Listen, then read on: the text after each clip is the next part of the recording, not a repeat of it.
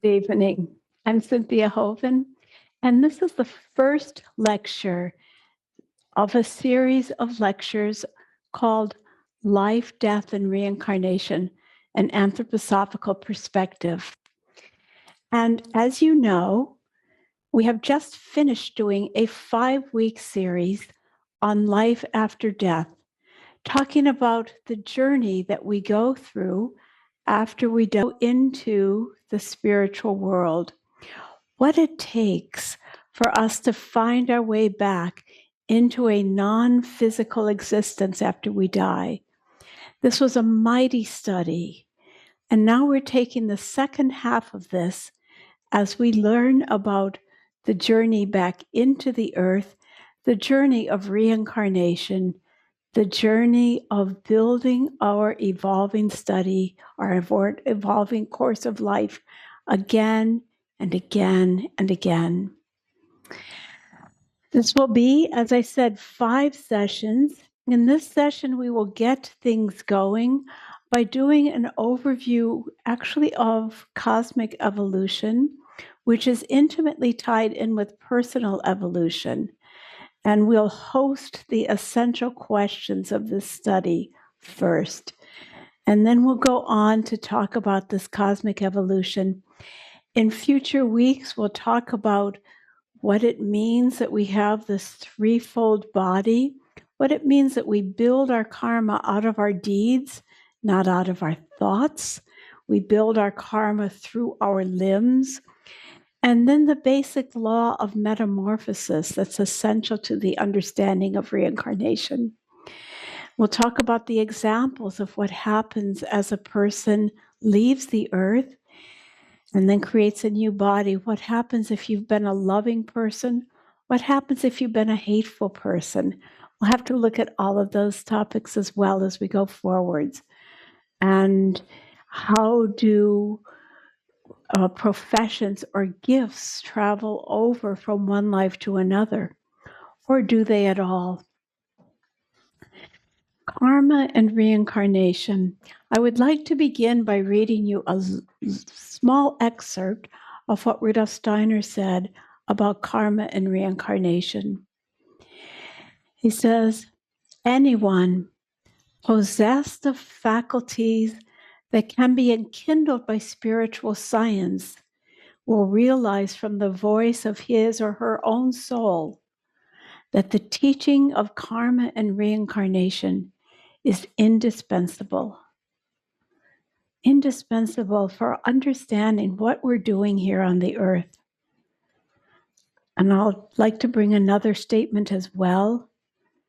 Humanity will not survive unless it takes the reality of destiny into its consciousness.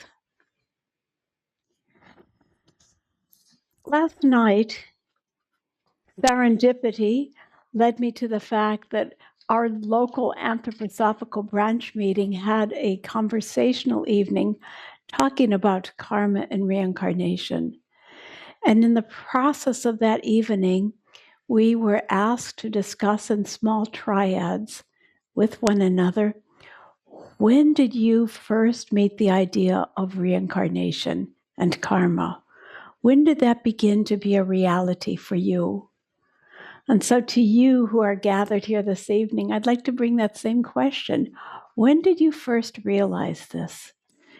In my own case, I can say that it was something I was acquainted with since my earliest childhood, because my mother, the daughter of a Protestant minister, decided for herself, as she turned her back on the religion of her childhood and began her own spiritual journey, decided to look into ideas that were more actually the predecessors of the New Age movement.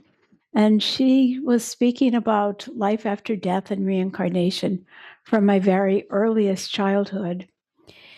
But I'd like to think with you, when did that begin for you? And what does it mean for you in the journey of your life?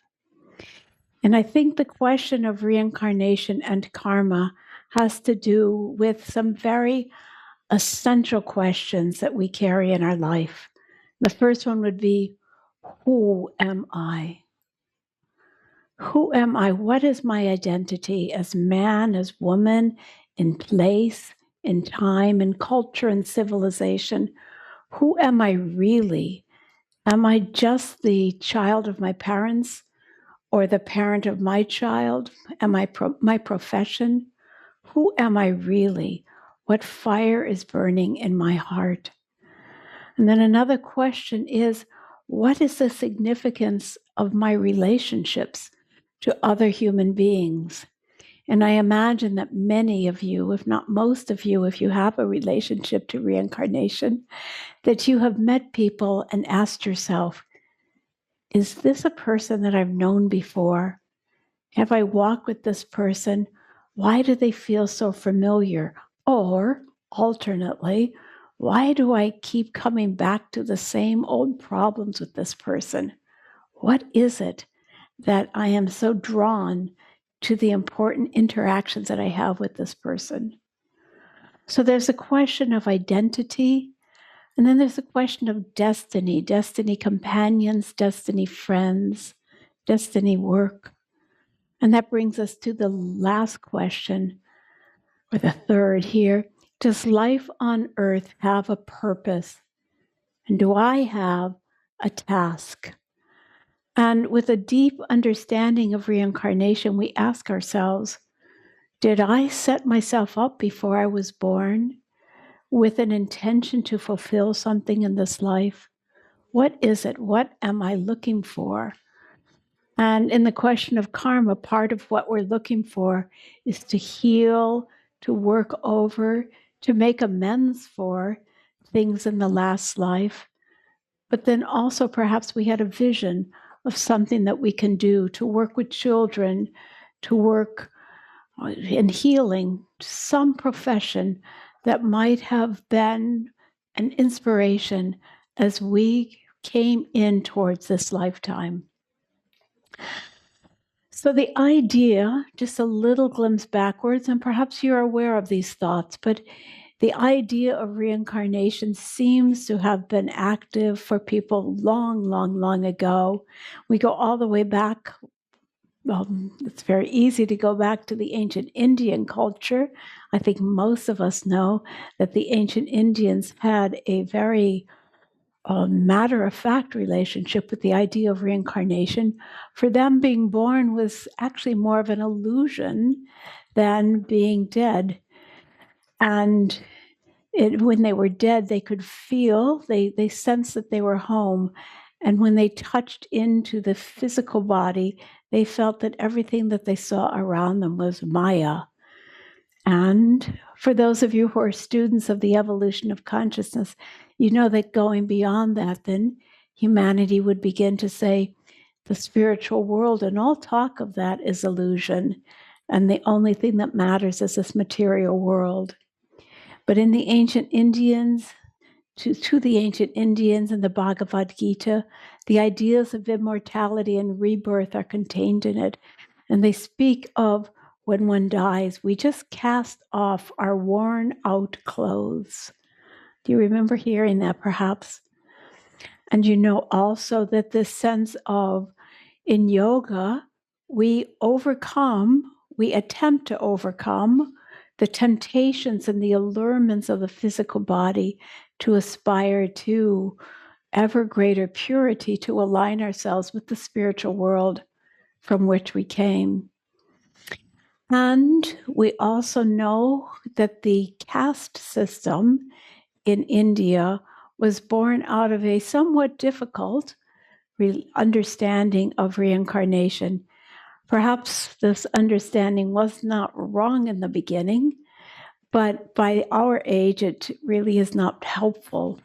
In the original times, the caste system understood that people were incarnated out of different karmic streams or out of different planetary alignments, that a person was more a Mercury person or a Jupiter person or a moon person, and they would be understood to belong to the caste or the grouping that belonged to a certain planet or another kind of grouping.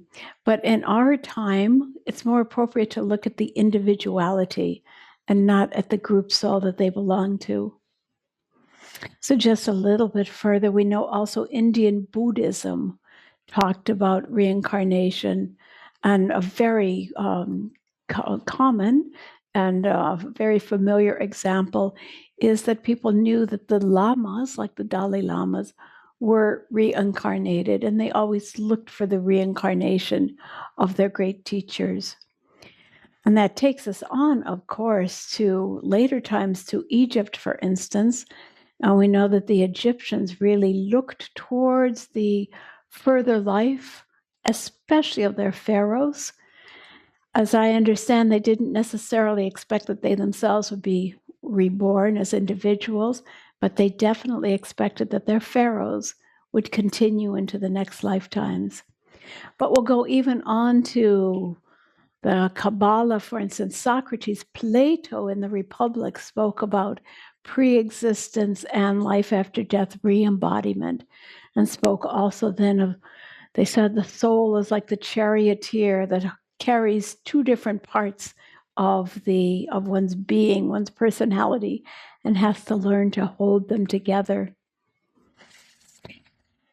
We don't know about Christianity. We definitely know that the fundamentalist Christians of today have a very hard time with reincarnation. And we know that we have the pictures in the traditional Protestant and Catholic churches of heaven and hell.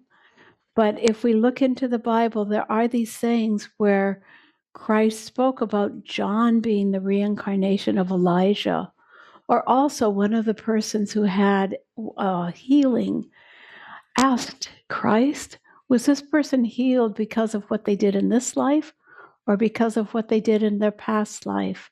So there are intimations, there are views towards reincarnation in the Bible, but they're not explicitly set out. And we can imagine that's because of our journey towards freedom. There's a whole host of other great thinkers. Goethe said of his beloved Gertrude von Stein, she said, or Charlotte von Stein, I know that I must have been married with her in a past life. Or Benjamin Franklin said, here I am, like an old book. He had it written on his tombstone. I am going to go back to my creator, be re-edited, and come back and be published again. But we also have so many others, Shelley, William Blake, Dostoevsky, Tolstoy, so many great writers who believed in reincarnation. And so we too. So as we turn the page now and I begin to set up a framework for understanding reincarnation, I want to remember what we are as human beings on this never-ending journey towards betterment, towards becoming self-realized as spiritual beings, what the great cosmic hope is for human beings. And so I'd like to begin with a poem that's familiar to many of you who've done the webinars, the Eurythmy series with me. This poem by Christopher Kidman, who says, into the depths of the earth lead the paths that we tread, while from the heights of heaven our star shines from afar. We stand on the earth. We are chained in matter, but we are free. For we go between darkness and light, and of darkness and light are we.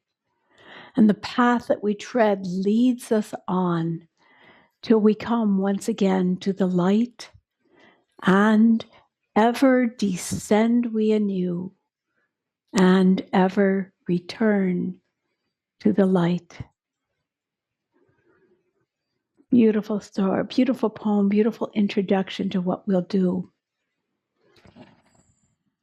And now let's turn to this to try to expand our deep understanding of the meaning of human existence.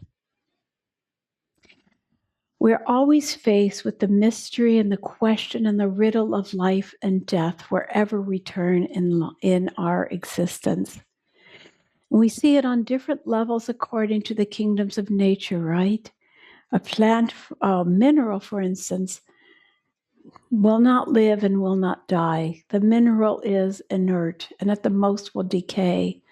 A plant, however, lives, unfolds, but at the end of its unfolding, it creates a seed. The seed is as if dead, though it carries the secret of life in it. It's planted into the earth until it unfolds again. And isn't that a simple picture that makes us wonder about reincarnation? It's not the answer yet, but it's the beginning.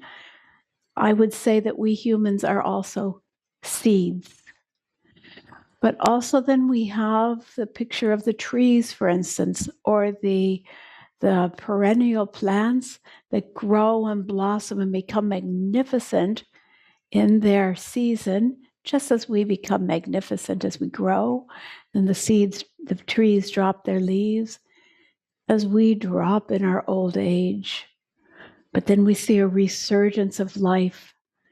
Once again, that's different from the human life, but it makes us wonder, where do these forces come from? Or on an even more poignant level, the butterfly, which begins as an egg, and the egg is not much different from a seed, is it? And then the butterfly, the worm, the caterpillar, awakens, is born, and crawls along the leaf of the plant, green meets green, until the butterfly, the cocoon, the caterpillar is ready to become a next step, wraps itself in a cocoon and is almost once again a seed, or like the calyx of a plant. And we think it might have disappeared, but suddenly it explodes into life, into color and free flight. Do we have some of that in us?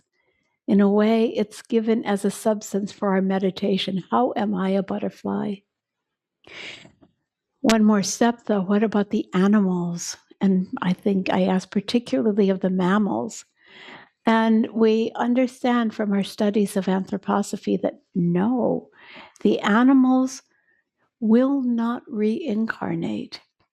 The animals do not individuate like human beings do. They don't become fully embodied, self-conscious spiritual beings on earth. And when they die, the animals return to the great ocean of being. And I think we all know that that's one of the common pictorial images that we have of what happens to the human after we die, that we might dissolve into the ocean of all being. That's not true for a human.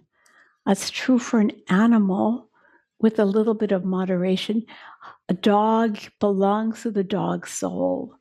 They are one specified member of the whole dog family, and they give everything that they've learned back to that dog family as substance, as wisdom when they die. It's perhaps even more clear to see with the deer, the caribou, the herd animals. But for human beings, it's different, because we've been given the task, the opportunity, the gift, the challenge, the pain, the glory of becoming individuated, self-conscious beings. And out of what we are doing with our existence, we have the hopeful future that in the fullness of time, and I mean beyond time, we can become like gods. There's so many more steps for us to go through to evolve from our human consciousness to our angelic consciousness, beyond to the consciousness of archangels, beyond and beyond and beyond, all in service of our unfolding. And certainly we can't get there in the course of one lifetime. Certainly that takes many experiences, much evolution for us to get to that point. So to lay the foundation for that, I'd like to talk about cosmic evolution in the way that Rudolf Steiner talks about it. And this material will be familiar to some of you and perhaps unfamiliar to others. And whether you know it or not, I hope you will find it wonderful to go back into it with me today and use it as a perspective, as the threshold, as a doorway for our work with karma and reincarnation. So, as you know, Rudolf Steiner spoke about cosmology as one of his early offerings to people. And the cosmology that Rudolf Steiner offered aligns very, very closely with the cosmology of the ancient people, the cosmology and the mythologies, their creation stories. When the modern human being looks back on them, we would tend to say that's all fantasy, illusion, non-scientific. And I always like to say, in that respect, someday people will look back on our mechanical, materialistic worldview and say, that was a pretty overwhelming mythology, wasn't it? We'll go beyond this. But Rudolf Steiner was so eloquent in the way that he spoke about this, and I'd like to review that with you. Some of you did the lectures, the course that I gave on occult science, human and cosmic evolution last spring. And especially for you, this will be familiar, but maybe more of you. So Rudolf Steiner speaks about the coming into being of our universe and the coming into being of space and time and of the material world altogether. So let's begin. I'll put this up here. Let's begin by speaking about a 4-part story. And the 4-part story begins with imagining a being who is the foundation of everything that has ever been and ever will be. This being we could call God, but before space, before time were born, we would say, I would ask you to imagine this being was not manifest, completely enclosed within his or her own universe, own interior world. And if we had been able to go towards that world, we would not have been able to perceive anything, again, before space and before time. And if we can perceive of this original being as the original source of everything, at a certain point, this omnipotent being began to open outwards. Or we, in the Christian Logos tradition, we say, God spoke. And as God spoke, the world came into being. And this first coming into being was analogous to what would happen if you would speak. Speak your thoughts, speak your ideas. God spoke, and all the dreams, the intentions, the wishes on a superhuman level began to unfold. And to begin with, these intentions were filled with the fire of original source, the power of will. And this will, then, is the substantiality of the beginning of the universe. And this substantiality was worked upon by other beings who had perhaps been inside the dream, part of God's dream, if you will. They worked upon the substantiality until it became rich and articulated. And in the process, time was born. And we understand that this is where the human story began. This is long before the Big Bang. This is at the very beginning of time. And so I will draw a circle here. And I will write over here, ancient Saturn, which was of the substance of fire, the substance of will. So I hope you can see that. Might be a bit small, but I need to write more on here. And we say that this is when the human being first came into being. And at that point, the human being was nothing at all like what we are now. The human being at that stage had barely any consciousness. But I'd like to imagine that this first fire was the beginning of what will be the human body, meaning this original fire is going to evolve into many other things in the becoming of time. And that part in you, in me, that is fire, is the core of God in you. The fire, your passion of creation, your sense of presence. This is the part of you that will reincarnate again and again. So this first Saturn was worked upon by other beings. And then at a certain point, they had done all that they could. And God, if you will, it's a nice picture, just wrapped his being around this first universe and took it back into himself, herself. It was before hims and hers.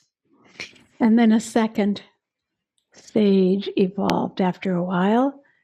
You know, I'm drawing from the side. It's hard to do a circle. And we call this one Ancient Sun. All right, what happens here? All those beings come forth again. All those beings that worked on the original fire, and they find that fire again. And they begin to work on it now. Through everything that the beings worked on, carved, impressed on ancient Saturn, all of them became a bit more evolved. So did the substance. So an ancient sun, pay attention to the thread that I'm pulling here. This original fire will has become, it's ready to become a little more articulated, a little more advanced, more developed. But pay attention, and here's a thought you must hold. If the beginning of everything is fire, and then it's going to start developing until it becomes earth, as it develops, it becomes less a servant, less held within, less determined by the original source, and begins to become older and colder. Hold that in your thought, because that's essential for understanding our human dilemma. Right now, we can't see God face to face. But because we can't, under almost any other normal circumstance, because we can't, we're free. But all of this had to happen to get us to the point that we are now. Unless, of course, you would rather try to imagine a different scenario where God just snapped his fingers and suddenly you were in a body in the world of nature. I think not. For me, this makes more sense. So all of these beings, lofty, so far beyond us, with a consciousness much greater than ours is, even greater than ours is now, by far. These beings continued to work on this fire and this warmth and will so that it became alive, became able to have life within it. And in the process, it became a little bit more dense. And so I'm going to write fire and air here. Again, I hope you can see it. It's kind of small. A little more distance from source. Pay attention. A little more distance from source, but these great spiritual beings did all that they could to enable this fire material to still be suitable for human beings to live in it. They did everything they could so that it would have life and life in it, in this air, so that this tiny human being that we were a little more complicated than we were on Saturn. Creation is starting to get a little further away from God, but a space was being made for this original fire to forever live within inside this evolving universe. On the other hand, not everything would evolve. And so some parts of this evolving fire air couldn't take up human spirits or the original fire. They began to fall out of creation like this. So some things on this evolving line became more dead, and some were made carefully so that they could continue to be homes for humans. Excuse me a second to get a Kleenex here to wipe the board. And all of the beings involved in this evolved another step through ancient sun, including humans. And we say that in general, everything about this was like a great living being, almost like a plant is now. And our consciousness was not much more than a plant. I want you to see, though, that ancient sun is a little more dense than ancient Saturn. And you'll see how this fits into the pattern in a minute. Stage 3, ancient moon, and this original substance now will become even more evolved, have fire and air and something liquidy, watery. You'll see the 4 elements coming into being here, viscous, and it becomes complex enough that this being, the consciousness of us humans, began to be sentient. We could sense what was around us. You see, minerals were in this first stage, we were still so primitive, we couldn't sense. Here we could grow and begin to unfold in time, but here we began to internalize experiences and sense.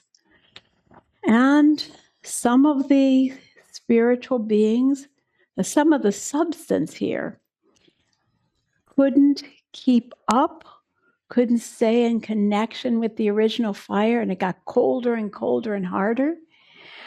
And some of the substance continued to be living enough that it would be a home for the human ego. We could say that this whole universe was like an animal. This whole state was like a plant, and this whole stage was like a mineral. And again, all beings are evolving. Most beings, the creative ones, are evolving towards perfection. But some beings, and I speak about angels and archangels, lofty beings who are beyond us, some of them, as they distance themselves from the original creator, some of these great beings began to devolve because they couldn't keep up with this articulation that was happening. Evolution and devolution, and that's the beginning of what we will be looking at in the weeks to come for forces that hinder evolution, forces of evil, if you will, or temptation. And those are all woven into our story of becoming humans on Earth. And I think you can see that the next step here will be our present Earth. And on our Earth, everything that had happened before is recapitulated.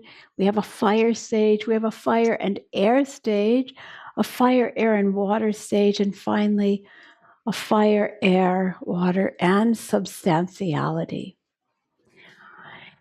And this, all right, here, human.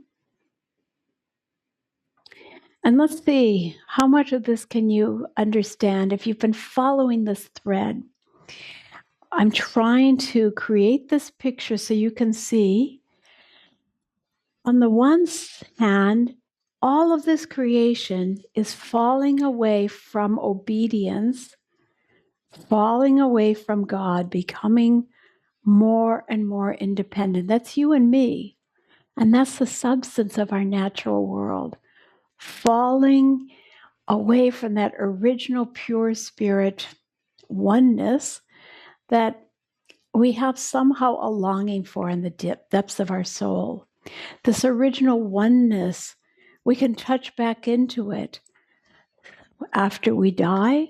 When we go back into the spiritual world, we can touch back into aspects of it every night when we sleep. We can touch back into it through meditative work, not the kind of meditation that is just dreaming in fantasy that only takes us back a little ways, but true meditation that really and truly takes us back to source. We can go all the way back to that. But here we are. And so I dare to say we've reached the big question, right? What does it mean that we're here? We're in the created world. We are in a world of death, but we're in it as spiritual beings. Okay, we've got this downward sense, downward slope. Will the slope ever rise again? And so if I have a bigger board, I'll say with this board, it can be hoped that at the risk of anthropomorphizing the creator, we'll say, it can be hoped that creation will be all come back into spirit again at the end of time, but richer because all these spiritual beings have evolved. Richer because they've evolved through creating this earth. And richer because new beings have been born. Great, these beings have all evolved towards something, and the human being has a special part in this whole journey. And that's why we have reincarnation. So in this stage here, we had no free will. We were completely obedient to the dreams and the intentions of God. That was just fine. Sometimes we might long for that even now. Don't make me decide what to do, just tell me. But our consciousness wasn't anywhere near that big. And back here, we were still obedient, just as a plant is obedient to the sun, the rain, and the whims of the weather. So we too, in those divine, beautiful dreams of cosmic wisdom, we slept. And here on the ancient moon, actually, Rudolf Steiner says things got pretty tricky there. We were all, if you will, something like teenagers who had, we were so drawn by the temptations, our desires, our wishes. The intensity of feeling and sensing things was so strong that we wanted to follow every impulse, but we didn't yet have an ego that would tell us, that would help us to order the passions and desires of the astral body and then the human being. And that's where we have our original fire, which we have to work on. Okay, let's keep going, all right? I hope we're okay. Let me take a moment to breathe here for a second and ask Michelle and ask you to write any questions that you might have about this so far before I go on with the next step. So Michelle, let me know if there are any questions that want to be asked at this time.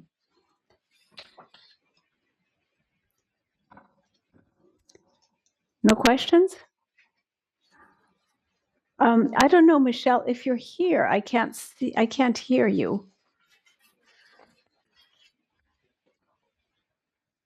Are you here, Michelle?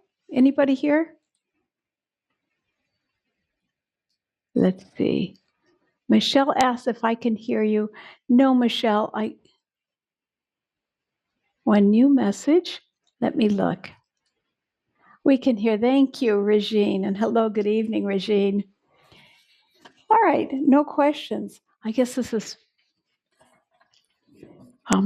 stated clearly. Thank you. Okay. Are the etheric, Judith says, are the etheric forces born through the ancient sun times? Yes, yes. And the etheric forces we learn are born out of the gifts of wisdom, actually.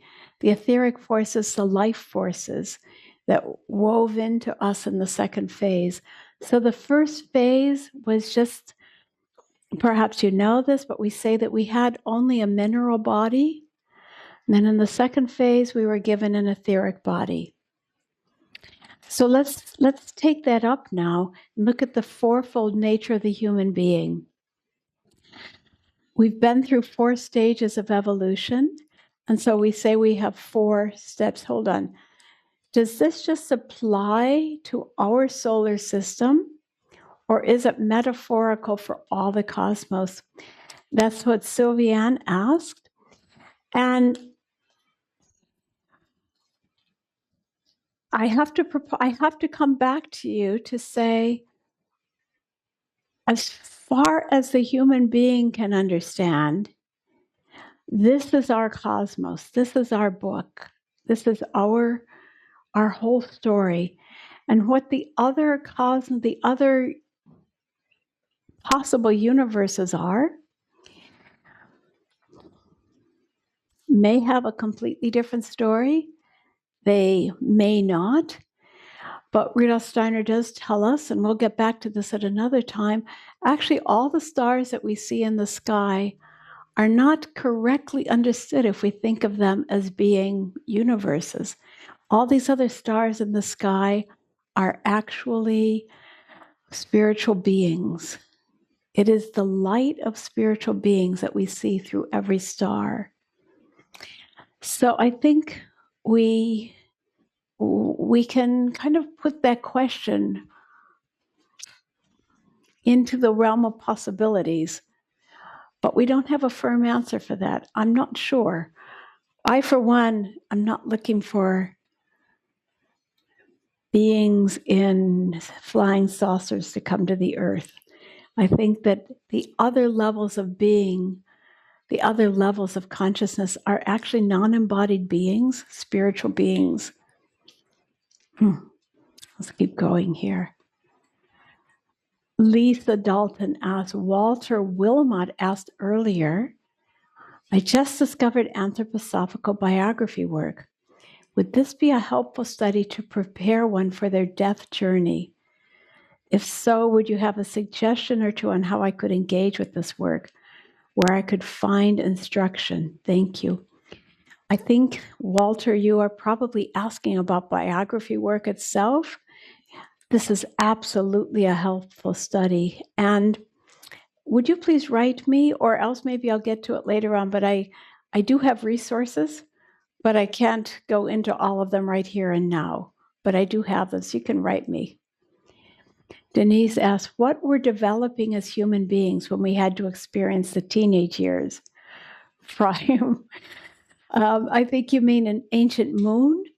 And there are so the third phase, our sense organs were developing, and we were being given the gift of internalizing things. In the realm of biology, you know that we have a cell. Gosh, that's really drawn sideways. That's very hard. But some cells will show gastrulation like this. And the third step of a cell that is gastrulated is that it has an inner cell inside. This is a gesture that's familiar in biology of higher animals. And when a being has developed an internalized astral body, we find that they are doing this gesture in their cell development, so that there's a place inside of us that reflects what was outside of us. And so we will call that the astral body. We have a part of us that is sensitive inside of us to what's going on outside of us. Let me draw up the fourfold human being then, which is also essential for understanding reincarnation. So we speak, I know some of you know this, we speak of 4 bodies that we have as human beings. We have our physical body. The physical body corresponds to the minerals on the earth.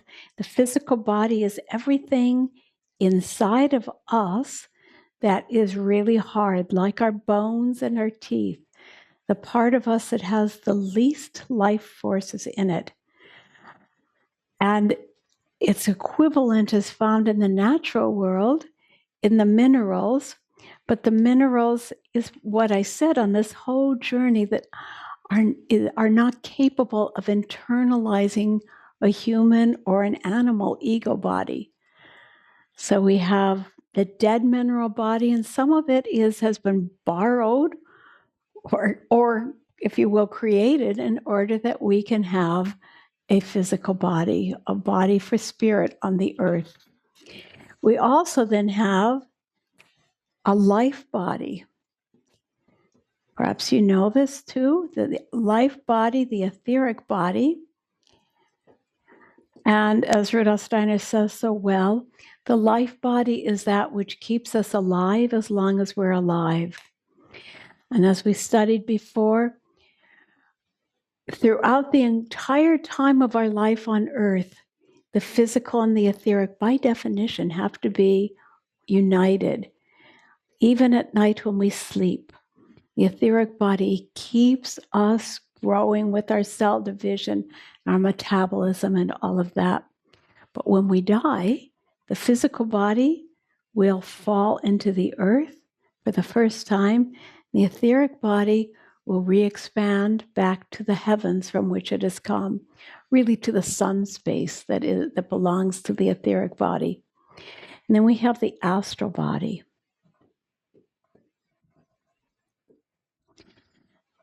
And this one was created on ancient Saturn. This here is the symbol for Saturn. And the second one was created on, the etheric body was created on the sun, the gift of the spirits of wisdom. And this was created on what we call ancient moon, the astral body, the body of sensations.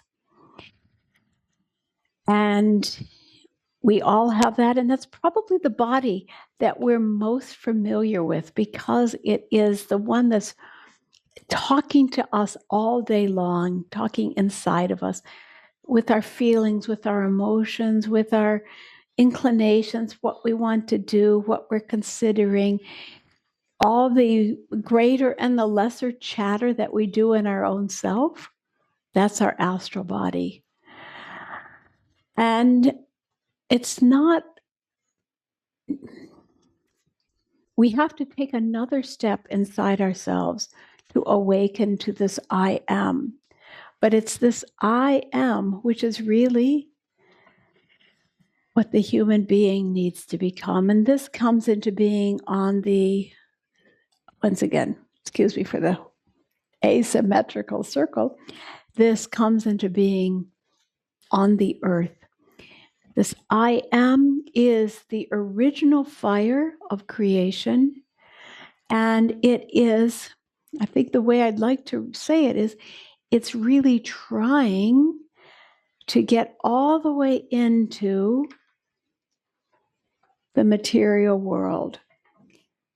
And to the extent that God's I am can get into our body, God, the Creator, will not lose the earth.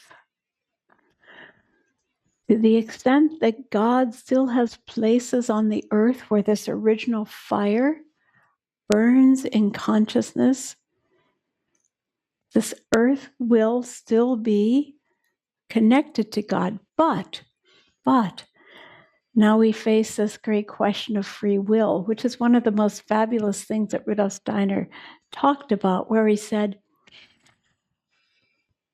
the unique position, the unique evolution of the human being is that we are created to become free.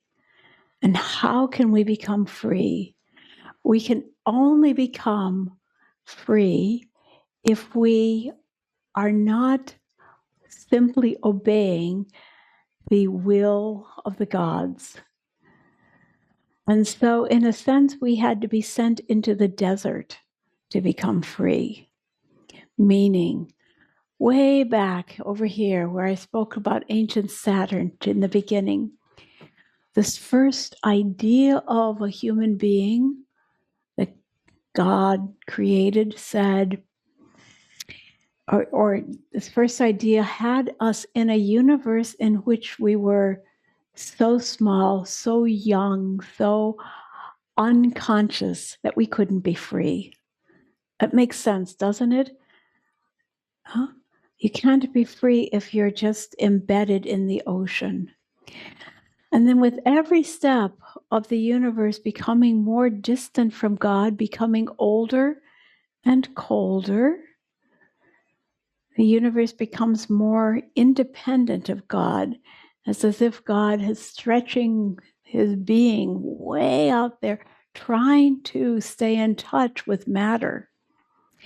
And God, again, at the risk of anthropomorphizing the creator, God was trying to create a place for his fire of consciousness to be able to be present all the way into the material world. Thus, we live inside this body, and we live inside this body which carries something dead in it, something non-living, the physical body. And in this body at our present time, as some of you could state with me if you've studied this already, in our present time, we cannot see God directly, right? We can't see his face. We can't see his actions. We can't see him shining behind every tree and rock and in everyone's heart, even though God is there. But we have to develop the capacity to see. And that's the enchantment of the present human being. We're enchanted into thinking that this material world is the only one. But in our present understanding, our task is out of our I am to look into the world for spirit, inside and behind everything. Our job as modern spiritual seekers is not to simply take drugs or leave the world behind and go into bliss, or even to have wealth and fame and fortune. We don't want to leave the responsibilities, even the pain of this world, but we want to go right through this experience of being separate from Source, but live our lives in such a way that Source is present in us. Once again, we don't want to leave our lives and avoid the suffering of being a human being, nor do we want to get too deep into the earth and become really materialistic. No, what we want to do is integrate ourselves into this divine body that we live in. It's a wonderful experience, and develop or allow God's consciousness to be our motivation, our morality, our source of love and light and meaning in the world. So we want to come into this. And of course, our journey towards developing this I cannot happen instantaneously. God cannot just say, be free, and we suddenly are free. That doesn't work. We have to have so many experiences before we can get there out of our journey through the desert. We have to develop a self that is capable of universal consciousness.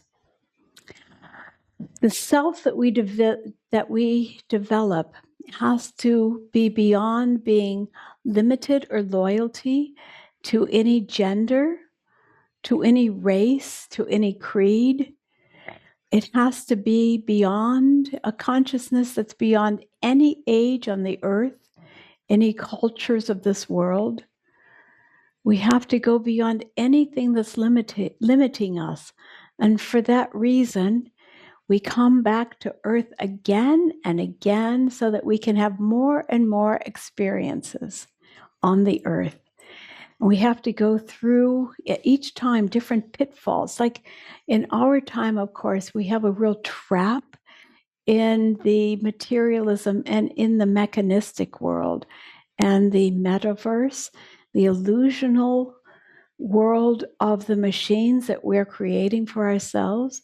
We have to be able to go through that with consciousness that is, we can't run away from the machines. We can't run away from all that, but we have to keep our eyes on developing a loyal heart, a heart that's true to our Creator. And develop the most universal consciousness possible. And for that, we can understand reincarnation. We have to come back again and again. Now, when Rudolf Steiner talks about reincarnation, he said, archetypally, we come back, we are reborn onto the earth about every 1,000 years. And we see that that's very different from what a lot of New Age ideas might be, that say perhaps I lived 100 years ago, 50 years ago. Some people think we just have a really quick return from one life to another. But at least archetypally, we can say the purpose of dying is to go back to source. And in source, to meet the beings that have created us again, to go back and be with them and draw from their rich and generous wisdom and capacities, draw from that the forces that we need to become more human. That's our journey. And so death is opening the doors again. But we can't go back to the spiritual world after we die instantly. And as we looked in these last 5 weeks at the journey of life after death, we considered how difficult it can be to find our way after death into the spiritual world again, because we are hindered from that by our very materialistic life view and by our addictions to matter, or our addictions to power or fame or fortune. Someone who doesn't believe in the spiritual world will have a hard time finding it after they die. It's not like living in this world where the senses from the outworld pour into us constantly. When you have your eyes open, you can't help but see what is in front of you. But after death, it's much different because the senses don't come to us as powerfully. We have to develop the capacity for being and thinking in a different way. So as we worked on in this last 5-week session, we have to develop a kind of capacity that can sense our environment spiritually. And if we are working on that now, in this life on earth, it's much easier after we die. And Rudolf Steiner says, and in our last sessions, we looked at the work of Iris Paxino, who does work with people who have died. Really, she communicates with people who have died, said There are so many people who can't go back to source after they die. And so they are as if imprisoned in the world close to the earth afterwards. I wanted to draw this on the board here. So the picture of us coming into any lifetime and being in the spiritual world, coming in and going to the heights of the spirit. And this curve goes on and on forever. Yeah. So we come from the spiritual world. Here's a special greeting to those of you who are Waldorf educators. And you know that Rudolf Steiner says, when we are born, we come from a world that's pure, what he calls sympathy, a pure oneness. The young child being born comes out of a field of oneness and doesn't yet have separation. And we come into our life, and bit by bit, we build our body. We build the physical body, the etheric body, the astral body until they're mature enough for us to take hold of it. Probably almost all of you are at least 35, not everyone, but most of you.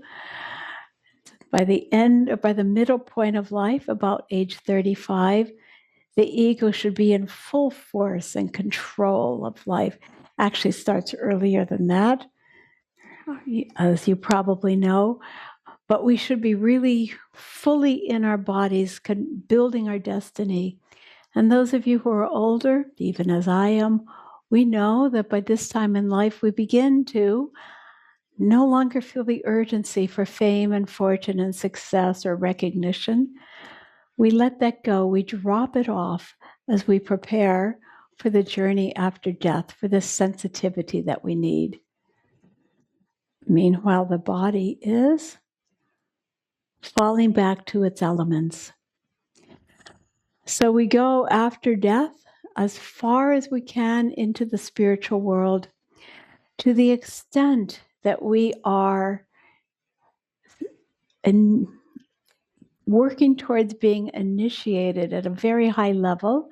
To that extent, we'll be able to continue to be conscious all the way to these heights of being with the gods themselves. But if we are harmoniously disposed to the spiritual world, but not yet able to be conscious, we do have the gift of having our good angel take us into and fold us into their goodness and take us to the heights, to let us get ready for a new life again.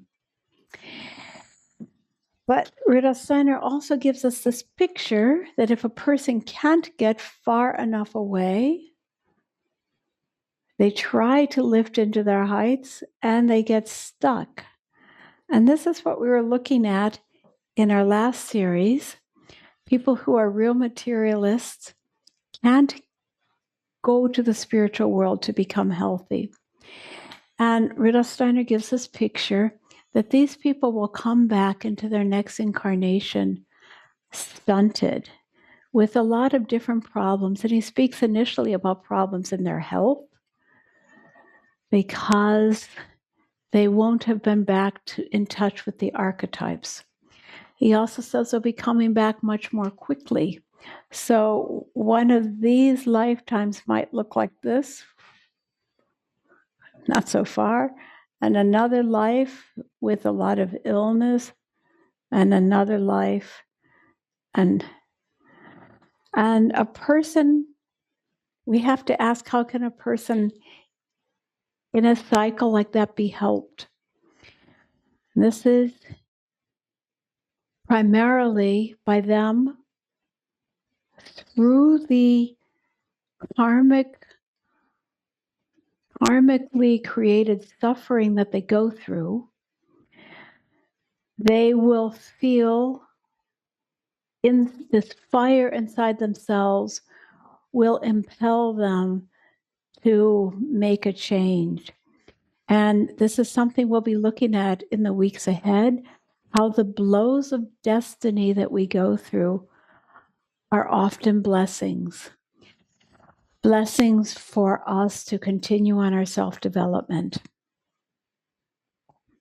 Another way that these persons can be helped, of course, is through our prayers for one another, whether the other person has died or not. But I will be bold enough to say, I believe we see more and more people like this in our world who are suffering because they're not evolving to develop their full humanity. So if I turn back to these questions that I said, what are the three great questions of reincarnation and karma? We can say the questions of my identity, what am I really? My destiny, who do I want to be with? Who am I called to be with? And my work or my tasks in life. And if we haven't asked those questions before we're born or in creating a new life, we can walk in darkness. So, as the world was being our earth, not looking back too far, just looking back to the beginning of our earth, at the beginning of our earth, we were being let down as softly as if we were being parachuting down. The earth was not initially rock hard. I hope you can imagine that. If you've studied Anthroposophical for a while, you have this understanding that the earth itself, millions of years ago, wasn't crystallized in the way that it was now. And so long ago, ancient India, for instance, the time of the Bhagavad Gita, it was easy to just drift down into a body, see the world as illusion. We also can say that that was the time of the hunters and gatherers, where we could just take something from a tree to eat it. Yeah, those times the world was easy. But as we became more addicted to the spiritual world or more woven into it, we became subject to error. We became subject to no longer seeing the truth that all of this world was created out of goodness and out of love. And this is where Rudolf Steiner says, we were given three gifts. Interesting. He said we were given the gift of sickness so that by being ill, we will not think that that life is just simple. By being ill, we will have to dig deeper to find meaning in life. It's the gift of suffering. And perhaps each one of you or many of you have a story about suffering in your own life. We were given the gift of suffering. A second gift that we were given was the gift of death. The gift of death so that we would not be stuck in this body forever. And here we have to think of those bodies what Walt Disney has created with this technology of wanting to freeze bodies, I mentioned Walt Disney. What he actually did, as I understand, was he decided to take that step in his own destiny and requested that after he died that he be one of those who was frozen, with the wish that people who do that have the wish that at some point technology will find a way to cure whatever disease the person had and they can come back into their body. Doesn't sound good to me. Death, though, was a chance for us to leave behind the mistakes of one lifetime and go back into the spiritual world. Then there was one more gift that he gave, and that was the gift of karma. The gift of karma, because every one of us has done wrong. And are we going to be content with having the footprints that we've made left behind in the memory body of the earth? I see it differently. I see it that we each will want to and need to take up responsibility for the errors that we ourselves have made.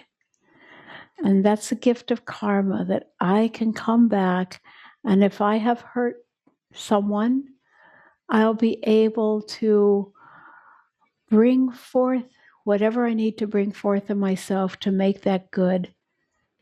In the process, both of us are healed, and so on. So karma is a great gift for us to rectify the mistakes of a lifetime, the wounds that we have created, or the wounds that have the damage that has been done to us, or the damage that we have done to the earth.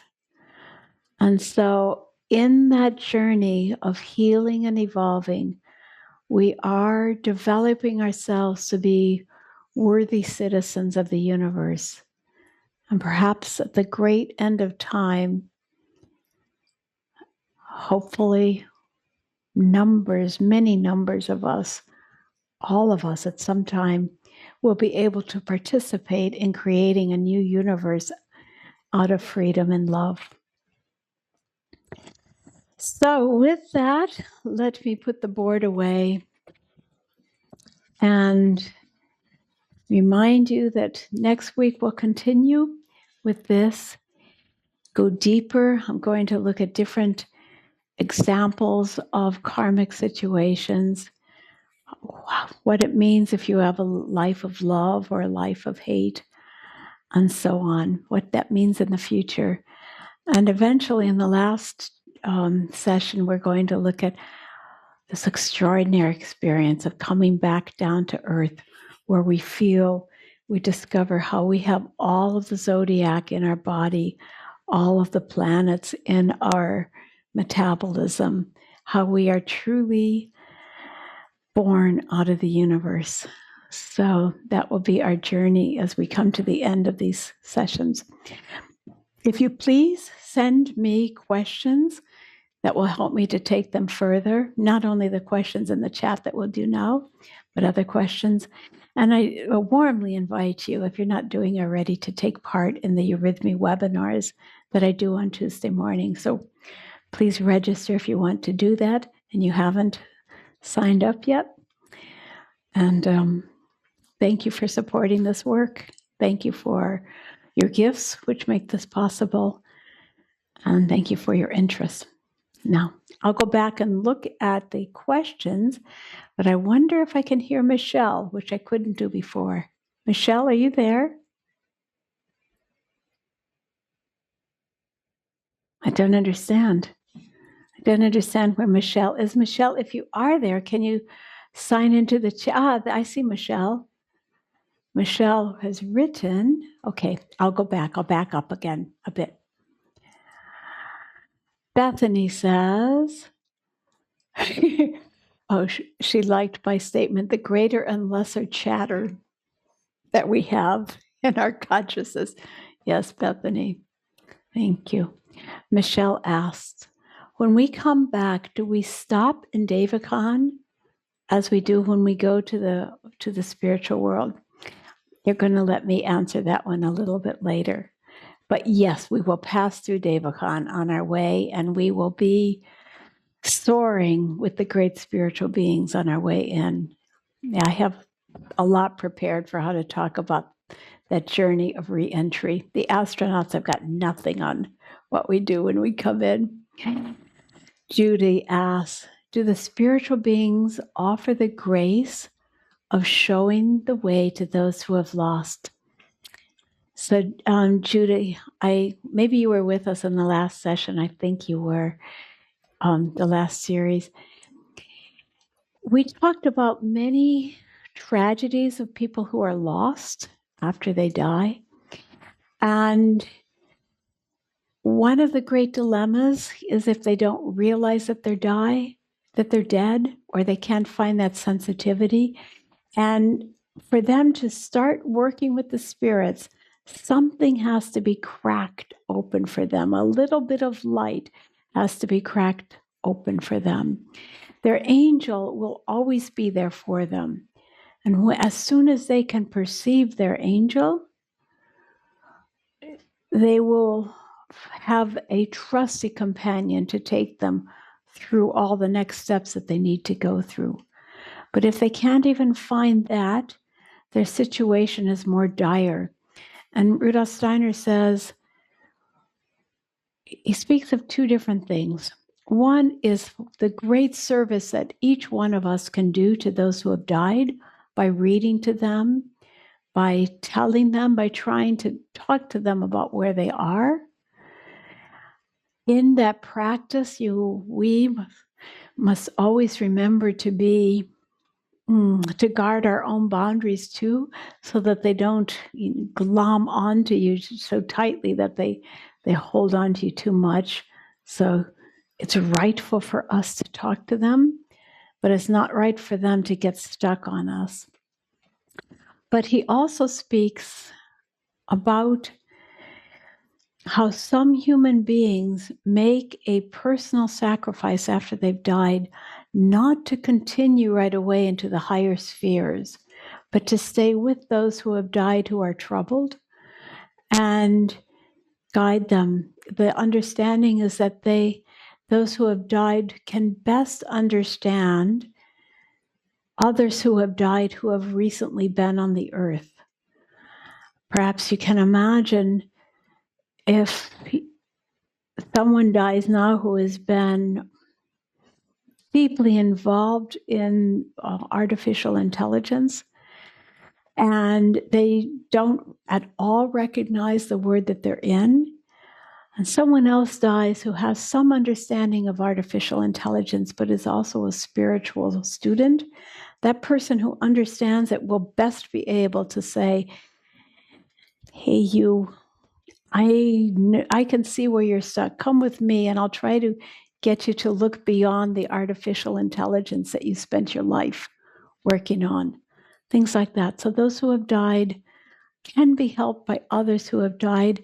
And at one point, Rudolf Steiner, or I read, a student of Rudolf Steiner said that those people who do the helping can be understood as the Knights of the Grail. Great story there here. Someone says you can understand, you can hear Michelle and I can't. No idea why. Okay. Yeah, what a picture. All right. It looks to me like the questions are done. Let me see. Select a microphone. Select a speaker. I should be able to hear Michelle, but I can't. Well, Michelle and I are grateful that this all worked out at 5 minutes to 6. My camera wasn't working, but it worked all the way through this, so I'm glad for that. And if the only thing that's not working now is my ability to hear Michelle, we can deal with that. Dear people, thank you so much. And it was very rich to share this evening with you. And I hope to do my very best to take you deeper into this journey in the weeks going forward. My deep thanks to each of you for being on this journey, and once again for your support, and my everlasting thanks to Michelle for being here and being my helper through all of this. Good night to you all.